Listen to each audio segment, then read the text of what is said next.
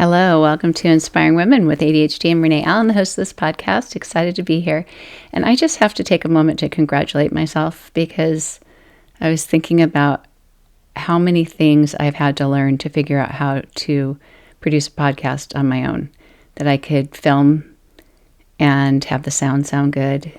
And I'm just giving myself a little round of applause in my mind because sometimes you have to do that. It's not easy. Learning to do all this, the video and audio and stuff, teaching yoga on Zoom during COVID took a lot of trial and error. And the more I did it, I still try new things all the time.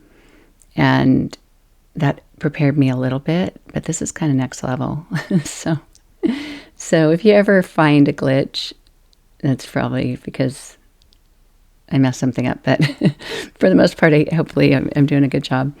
And I also don't really listen to them all the way through. I do all the editing kind of things that a lot of people do because I don't have the time to do it. So I wouldn't be able to actually send the podcast to anybody if I did that. I go on Reddit sometimes and hear from other podcasters who talk about how much time they spend, and more power to them. I think that's amazing. But if somebody told me you had to do that much in order to produce your podcast, I'd think, bummer. I'm not going to be able to make a podcast then. So anyway, thanks for listening to that. I just was feeling that and had to get it out. But guess what? I'm talking about consistency again because my last episode was a lot shorter, and the first episode where I talked about it was just kind of a brief intro. But I'm gradually kind of scratching the surface, or I have gradually scratched the surface, and now I wanted to talk about it a little bit more because I think last episode I talked about the awareness of noticing what gets in the way of your consistency. There are a lot of things that can get in the way of focus. Focusing is a big struggle for a lot of people with ADHD, and it can ebb and flow over life.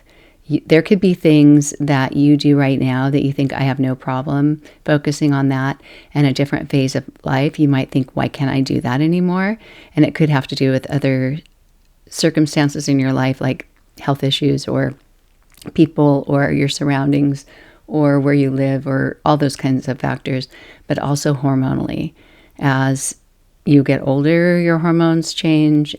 As you menstruate, as you have a baby, if you have a baby, all those things can take your hormones through a roller coaster ride. And it can impact things like the ability to focus, the ability to be consistent. Sometimes we grasp onto something that we can be consistent with just to get through times like that. And that can also help us be more balanced hormonally. However, it just depends on what you're trying to be consistent with. Like if you're already consistent with exercise or something like that, or some kind of a healthy habit, that can help you. But it doesn't mean that you won't have a struggle with something, because that is life for sure, to have a struggle with something. But let me pull up my little glasses so I can read my notes here.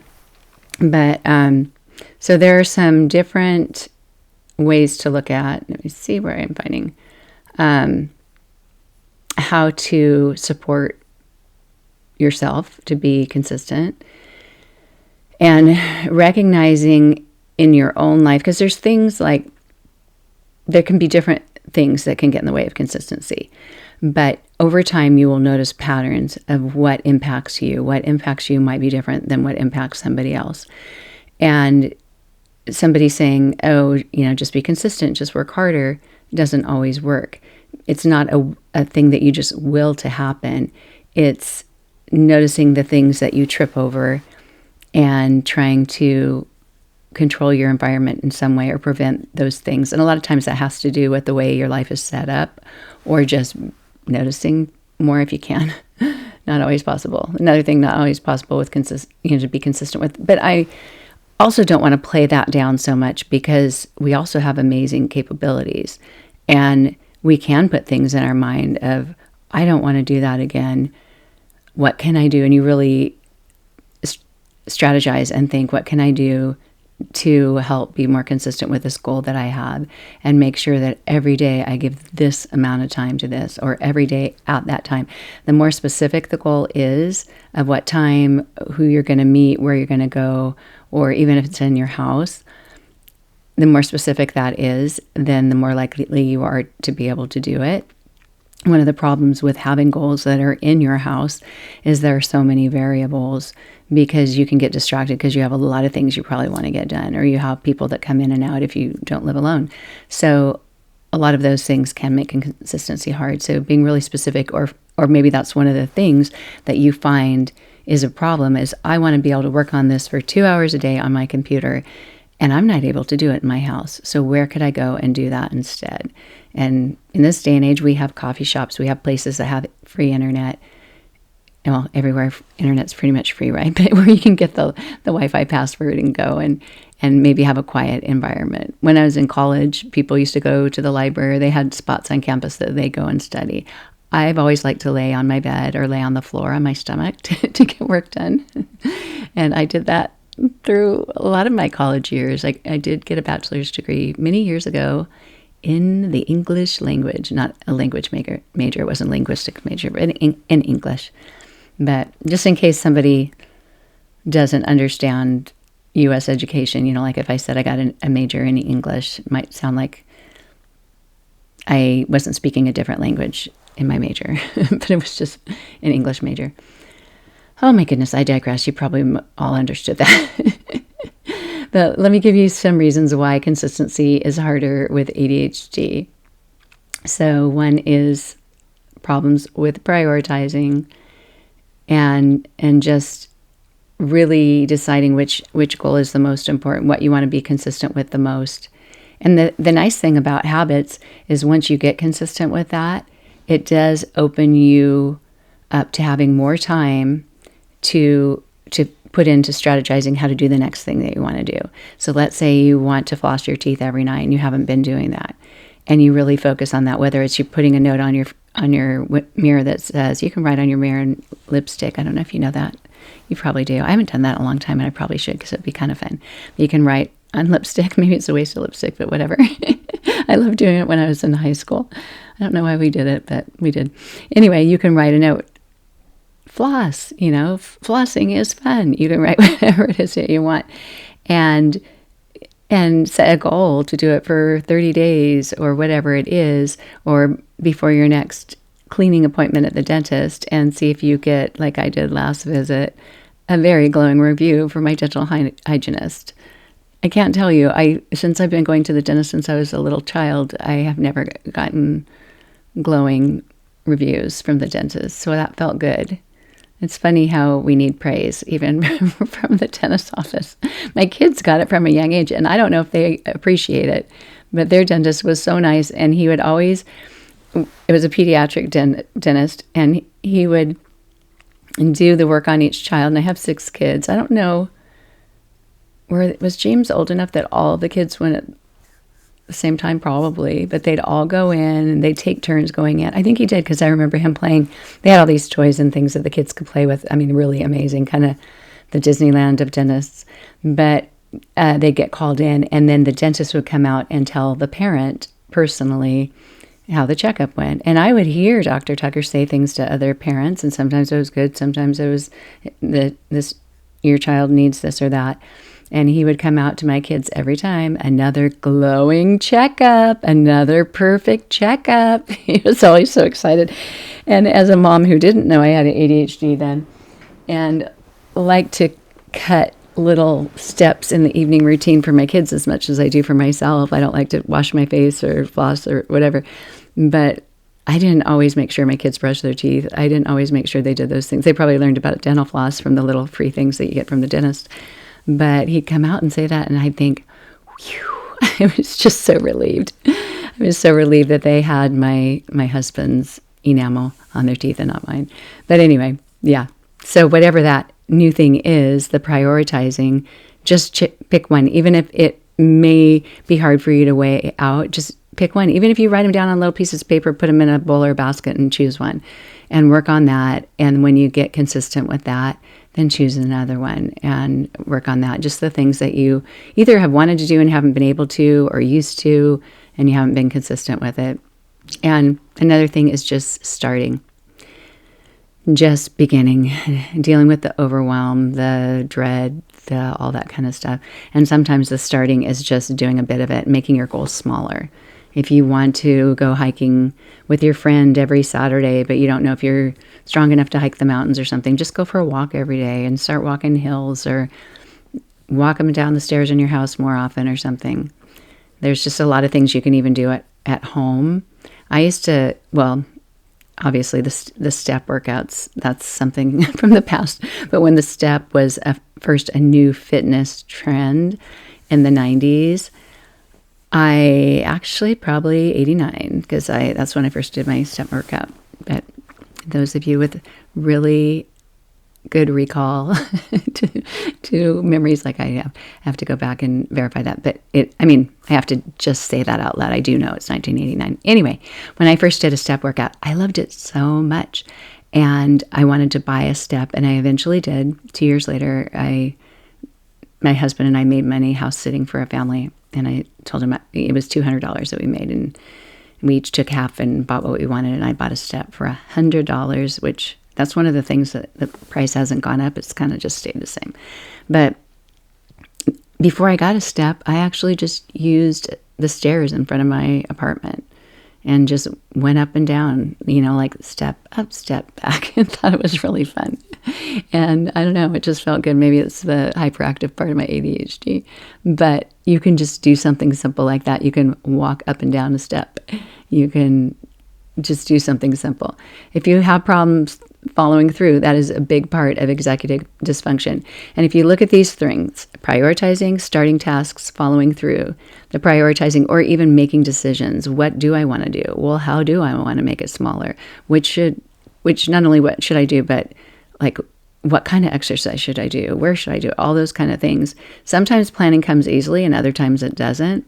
All of these things that are a struggle for women with ADHD, they are really solved with some kind of accountability partner or a group. If you join any kind of fitness challenge or nutrition challenge or 2 months of this or whatever it is, or even just talk to a few friends, or if you want to do that with me, let me know. I want to do that too. And right now, at this point with my podcast, I'm not charging for things like that, but I really want to have accountability groups. And I would love to do that with you, even if we're just emailing and checking in or something. I started a group last year on WhatsApp, and we did that for a while, but the consistency fell off for some of us. But if you keep consistent with it, I would keep consistent with it too. I mean, I should be the leader for sure. I don't know what happened. Things happen, right? But all of those things can be helped with accountability, with people who are doing it along with you, because you already know when you're going to start, because they say, we're going to start on Monday. And you already know what kind of goal you want to have, because they say choose some way to exercise for 30 minutes every day.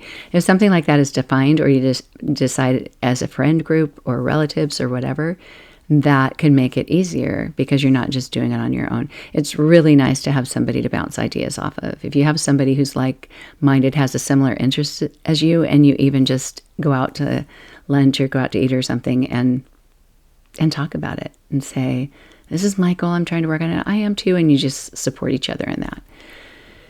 And then other times, there's distractions, there's overwhelm, there's perfectionism.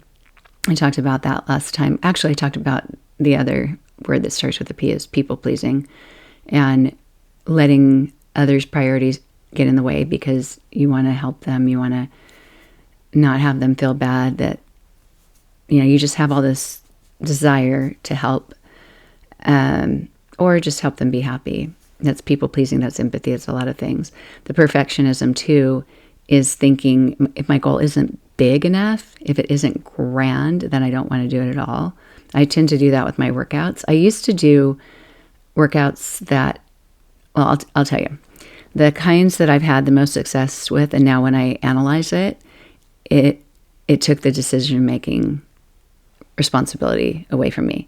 One was following some kind of exercise plan, like this is a 6-week plan, do these DVDs in this order, or do 3 of these and 2 of these each week. And I'd look at the calendar and I'd say, okay, I'll do these Monday, Wednesday, Friday, these Tuesday, Thursday, Saturday. I'd share them with a friend, so there was some accountability. I'd report on video fitness forums and things. There were a couple that I belonged to. And so I had this check-in, I had this format, and did really well with that. Then I started feeling like, oh, I can do this on my own. I can choose on my own. I'll do 3 weight workouts a week. One will be legs, one will be, and this cardio, all this kind of that thing. I did really well with it for a while, but then it started getting kind of not as specialized, and it was still challenging, but I started falling into that perfectionism of, but I want to do it all. Like, I want to do weightlifting. I also want to have a Pilates day. No, I should have 3 Pilates days. Well, I'm also teaching yoga. Well, I wanted to do it all. It was like seeing all these choices of what to eat on the menu and you can't decide what to order. It was like that with my workouts. And I had such a desire to do way too much, whether that's actual perfectionism, if I can't do it perfectly, but if I can't do it in the biggest way, then the alternative was not doing it because I couldn't decide, which is just lame-o. So, it's definitely an all or nothing thinking, which it comes into healthy eating all the time. If you want to eat healthier and you make tiny changes, you'll probably be eating healthier than you are if you say, I'm going to give up this, and then you don't even make it through a whole day or two without being successful. And so you go back to what you did before and you haven't made any healthy changes. But doing something like, what do I add in? There's so much more success with that, because you're obviously not going to add in everything, right? But you can add in, I'm going to have more greens this week. I'm going to eat more salads, or put lettuce on my sandwich, or blend in some vegetables into my soups that I won't even taste that there's spinach in there or whatever it is. Or I'll make some green smoothies. I'll just learn to make one new thing that has greens in it. Green powders are really great. They're basically green vegetables, leafy greens, dehydrated, put in a powder, and you put the scoops in your smoothie. You don't even taste them. And there's a lot of ways to add things in, add in protein. As we get older, we definitely need more protein. But that's also, it's not like you can have too much protein. So at some point you're going to stop. Hopefully, don't want to get yourself sick. But, and honestly, with my all or nothing thinking, those are the extremes I go to. Like, well, I don't want to eat too much protein. So I overthink it. Multitasking. Yeah, I talked about that last time, is that you work, that divided attention gets in the way of your progress. Whatever you're working on, you're not going to be as successful if you're trying to do other things at the same time. I don't know if you've ever said to somebody, I need your undivided attention. Maybe you say that to a child. I need you to listen to me. Look at my eyes. I need you to listen to me. Because if their attention is in all these other places, they're not listening to you. And the same thing happens for us. If our attention is in other places, then we're not going to be getting a lot done. That's another reason, or another example of why maybe leaving your house to work on something where there won't be the possibility of people that coming up and talking to you. That can help. Multitasking. There can be more errors and less completion. I don't know if you're a chatty person like I am, but I've just learned, probably in the past month, I've been noticing that when somebody's trying to do something for me, like at a store, they're ringing something up, and I'm definitely somebody who likes to talk to the person at the checkout counter, and I get my feelings a little bit hurt when they're not interested, but I can live with it. I can live with it, but sometimes I think, gosh, I thought that would spark your joy, and it didn't. I'm kind of disappointed that people don't feel more joy in life, but I don't have to have them like me. I'm just trying to brighten someone's day, I guess. And maybe that's not everyone's thing that they're looking for. But I find that sometimes when I'm talking to them, I notice that I've distracted them and they make a mistake. So I've been noticing that more and trying not to do it. In my excitement for life, my excitement to meet a new friend, make a new friend, I do that even with people who deliver a package. I mean, maybe like if it's an Amazon package or something, a FedEx man or something, I'll say hello or something. But, I know they've got to go. But I've done some of the delivery services like Target or Walmart Plus or Sam's Club or different places that we have around here. Some of them I've done the trial, some I've signed up for. And at Christmas time, I was doing Target, and a woman came, and a lot of times they just bring it and I don't even see it. But when I see it, I think, oh, I'll walk out to their car and I'll help them. They don't have to walk up to the house, and I'll say hello and just, I'm just excited to talk to somebody. And this one woman, I can't even remember what I said, but I had just a few sentences of a conversation while she was getting the bags out of the car. And it was just a few things that I bought. And she handed me the bags and then looked at her little device that she had to record that she had delivered the order. She probably even had to take a picture of it. Sometimes they'll even like hold out the bag and take the picture. I've watched lots of things since I like to go talk to them. But I've been trying to reel in my desire to talk to them, because what happened is she handed me the bags and I said, thanks so much. And, we both we're just having such a great day from getting to interact. And then I went back in the house, and the first bag I opened was not my order. The other two bags were, and she didn't make a mistake as in like I didn't get everything I needed. I didn't order that much. And sometimes the things that you order weren't available, and I don't always see my text. So I didn't see that like, sorry, we're out of this, and is there something else you'd like as a substitution? I always look at the text later like, oh, okay.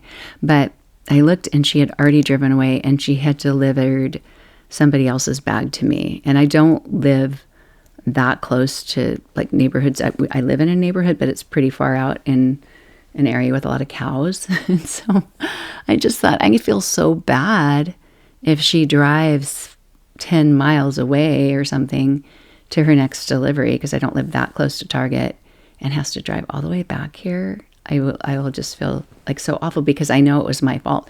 I know that I was talking to her while she was grabbing the bags and trying to decide, okay, now what am I getting for her? And so I hurried and texted. I tried calling her, but it was just with the company. I don't know if it's shipped or something like that. But I tried calling, and it said, that number doesn't get calls. So I texted the number, and she came back and got it. I put it on a chair for her. But I've been noticing that. Like, I don't want to be the person that causes the distraction, because they are multitasking by trying to have a conversation with me while they're trying to get the work done. And I've been trying to learn how to say that, to explain that in a nice way to people around me when I'm trying to get something done. And it may be something that they're helping with too, but because of their interaction, I'm just like, you're not helping, it's making it worse. So, oh, yeah. I say that when I know that I'm an offender of that too, for sure. But yeah, your energy, your attention gets scattered.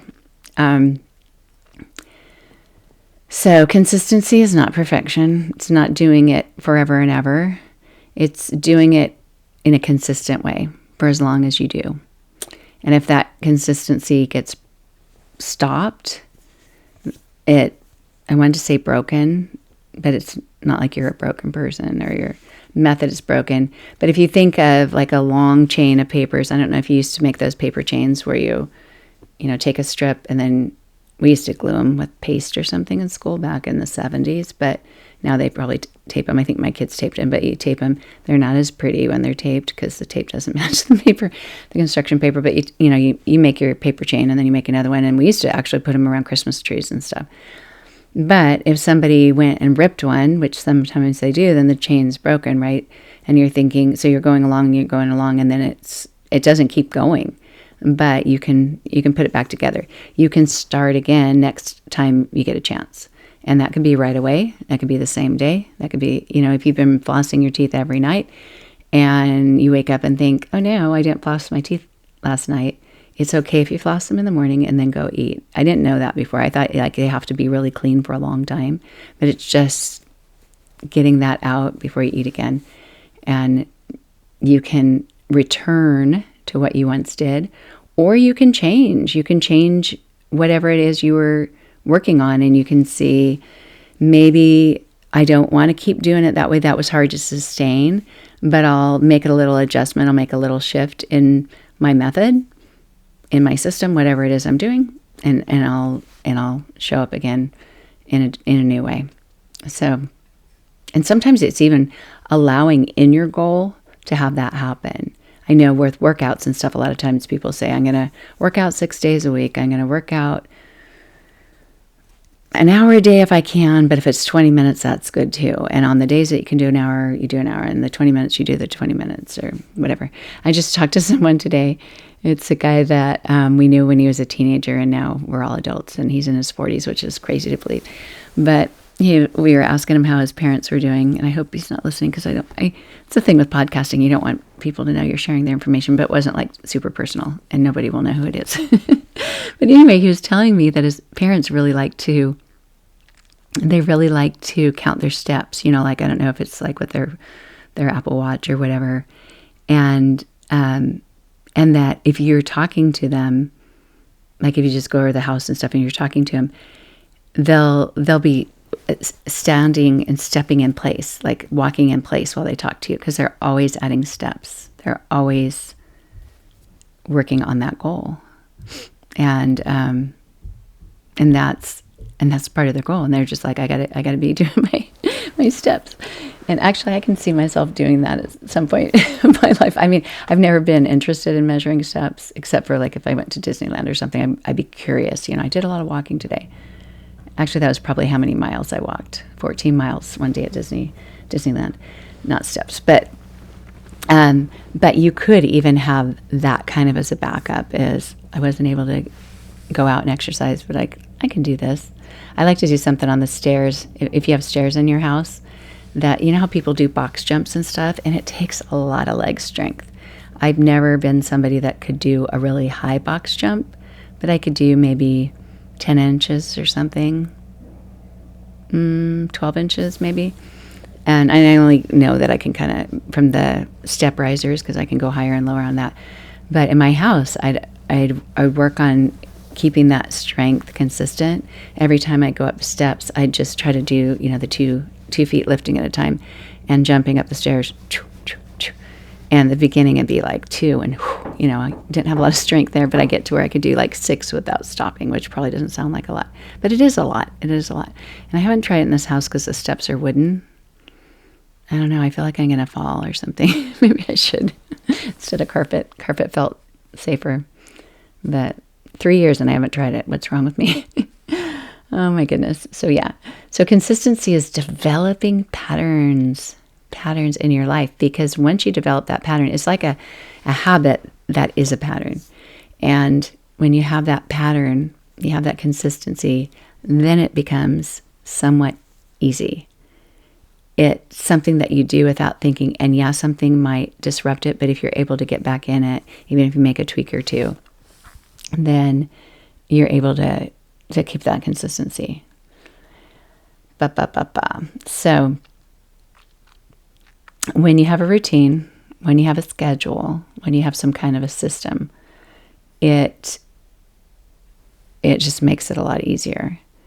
And if you decide to start or work toward a new goal, you have to develop some kind of system to support it, whatever it is. Like, let's say it involves getting in the car and driving somewhere at a certain time, and you're used to only getting gas once a week, but now you have to get it twice a week, whatever that is, whatever you have to do to have that system be supported. It could even be, well, now I need running shoes, or now I need to have more caffeinated drinks in my house because I'm going to take my laptop to the coffee shop. Well, I guess that would be you could buy caffeinated drinks there. I don't know what I'm trying to say. I rely on those at different points in my life to stay by my computer and get things done. So I'd probably go in a room like this to do that. But yes, it might affect the things that you need to buy to be prepared and everything. And it's nice once you get into like a streamlined system, you don't have to have that motivation to do it, because you've almost earned that motivation, like that ability to have the energy. You're self-motivated instead of pushing yourself to do it. Just so nice. I don't even know how long I've been talking. Should I look? You can look. I know it doesn't matter to you as much. 29 minutes, 51 seconds. Oh my goodness. So I mentioned before, make it smaller, make it specific, all those things to help you. And whatever, if you're looking at the goal that you want to do and you have some hesitation, but that will be hard because like to get that first push when you're pushing something up the hill, it takes more energy to get that first push. So whatever that barrier is that you can foresee, do what you can to whittle it away. Do things to make it easier to get out the door if you have to leave. Prepare everything the night before, the week before, set up a system, make it so your clothes are already picked up. I mean, the thing is all these systems take work, right? Even just keeping the laundry, the wrong laundry caught up. But you can do it. I mean, a lot of women with ADHD have been very high functioning for a long time. And in the areas that we haven't been, when we find out we have ADHD, we think, no wonder I struggled with this. But if you really look at your life, you can see, I've actually done a lot of this and didn't realize that's why I was. I had the resourcefulness, the ingenuity, and the energy to actually get myself to do things like this. And there might be some things that other people have a hard time doing and that you haven't, and that you think, why can't I do this? And you see other people doing it, you think you should be able to do it all. But I'm sure there are so many things that you have done well. And if you look at the patterns of how did I get myself set up for that? Even if you've moved before, moving from one house to another or an apartment to another takes so much planning, so much energy, so much time. And it takes a system of going through your stuff, putting it in boxes, setting up the movers or you being the mover, or getting helpers or whatever it is. And then after you move, all of that, it is so much. It's very, very awful in a lot of ways. It can be really, really hard. But if you've gone through that, I look back, our last move was from California to Florida. You can't get much farther across the country, at least you stay lower in the country, than that. And I never would have dreamed that for myself. I never would have thought I would be willing to do something like that. But when my motivator was to get to be near my kids and my grandchildren, and in my heart, I felt driven to do it. I knew it was right. There was no question it was right. It was more when I found out that's where my son's residency was going to be. It was more like, how on earth am I going to do that? Not like I can't do that. More like the wheels were starting to turn. I don't know how I'm going to do it, but I'm going to do it. And so if you have some kind of goal, some kind of idea, some kind of pattern in your life, some kind of way that you want to function in your house, have that be your dream, your goal, and find a way to do it. Set up the little steps, and it might seem like a ton of steps, and all at once it will be a ton of steps, but take them bit by bit. When I look back at that move, a year later after the move, it's been 3 years now, over 3 years, but afterwards when I started, I don't know why I'd even be reminded, maybe just this is the day we moved here or something like that. I went back and I looked at old emails from that time of our life, which wasn't that far away. It wasn't like, oh, way back then. It was a year before. But I just thought, how on earth? That was so much work. And I was still doing all the things at home. I was still teaching all my classes. I didn't have a podcast then. That was still in my dream phase. But I did it. And I didn't know I had ADHD then either. I haven't known that long. Well, I hadn't been diagnosed. I knew in my heart I had it. I knew enough about it that I had it. But it took me a while until after I moved here. The move did me in enough that I thought, I think I need to go get diagnosed for this and see how to help it and learn more about it. And I wasn't even looking for medication. I even asked the psychiatrist what would it help me with, and what's the reason for getting it? It's not like I'm in school. I don't have to show up at a workplace. I mean, I'm scattered in my yoga teaching for sure. But I mean, there's a lot of things about ADHD that I don't want to change, and that I embrace and I love. I love those ways about myself, and I like having the freedom to be scattered. Does that make any sense? It's like there's some creative allowance that goes with that I like. I'd rather do that. And maybe it's because I don't think I could be as structured. But I also feel like being that structured would be feel like a prison. I don't know. Am I talking out into the void? Does this make any sense to you? Can you relate at all? I'd love to hear from you if you can. I wouldn't say I just joined. I just started getting active on, as in like wrote a few posts on Threads. Have you been on Threads before?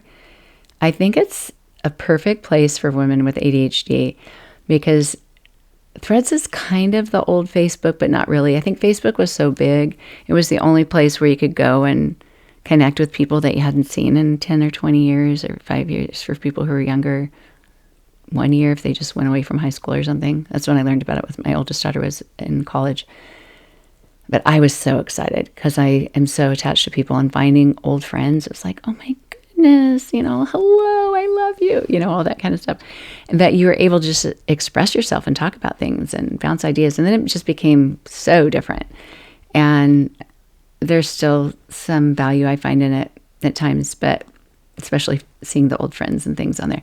But Threads, you go on and people are having conversations. They're just having conversations and exploring ideas and talking about things. And so my daughter told me I'd like it. And I signed up for, I don't know how long ago, and just heard about it. But now I'm on there more actively and talking to women with ADHD. So if you want to find me on there, it's just the same name as my podcast, I think, if I'm remembering right. It's Inspiring Women with ADHD. Let me see. Threads.com. If you have Instagram, the login can be the same, but you can actually change your profile. I need to change my picture because I have a pink background. This is the perfectionist I'm coming in. And my face looks too pink when the picture's little. I changed it to my yoga picture because, I don't know, my profile, I made it more about kind of the mindfulness aspect of ADHD.